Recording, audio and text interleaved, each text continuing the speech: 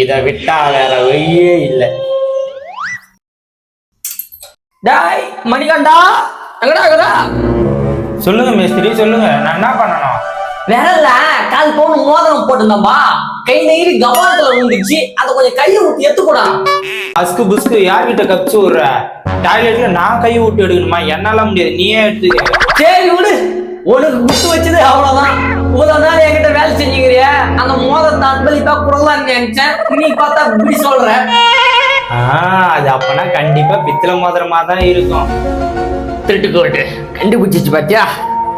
நம்மளே செய்ய வேண்டியதுதான்.